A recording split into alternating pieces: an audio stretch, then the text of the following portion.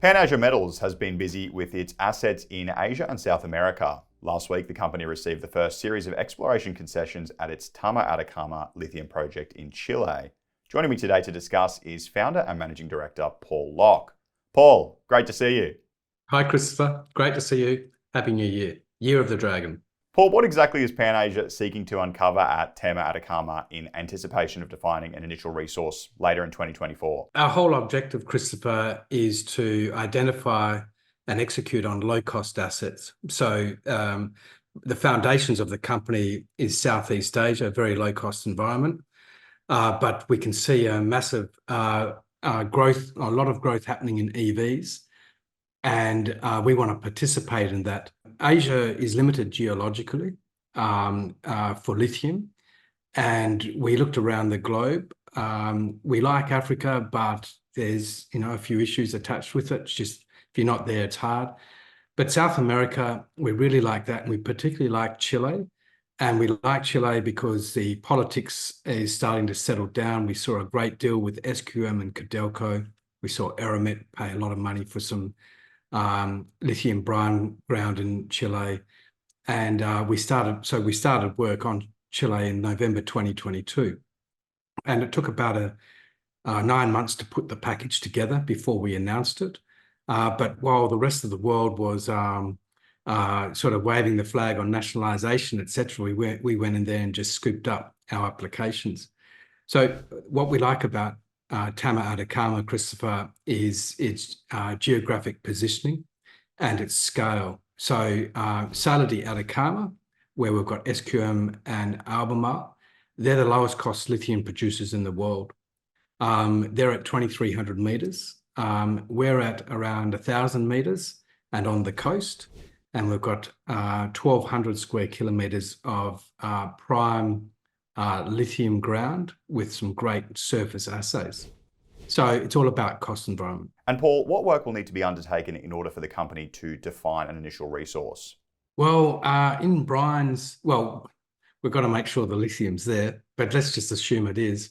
We can actually define quite a significant resource with not much drilling whatsoever. So the nature of brine deposits is that it's a fluid.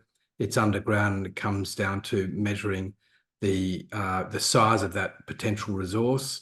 You don't need to drill 25 and 50 meter spacings to get to a indicated resource or even a measured resource.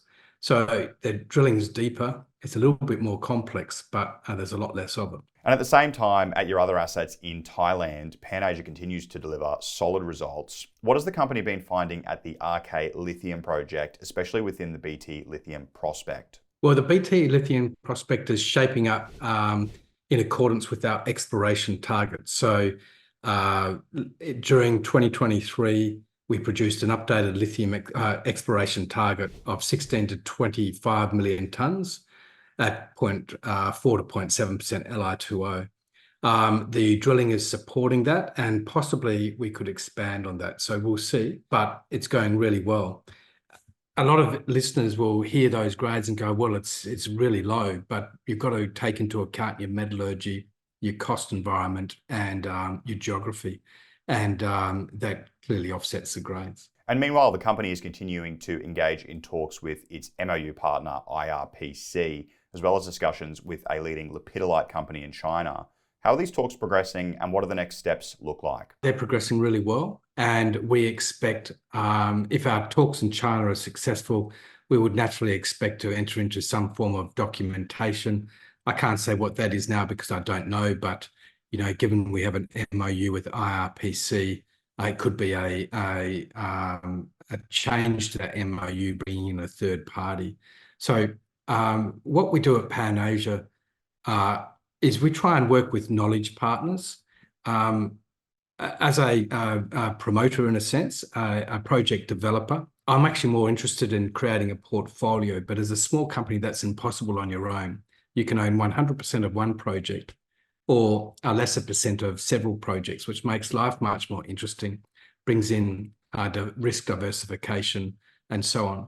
So at RK, what we're trying to do is bring in knowledge partners, which will help us there, which I think we've got. And then in Chile, we'll do the same thing. That was Pan Asia Metals founder and managing director, Paul Locke.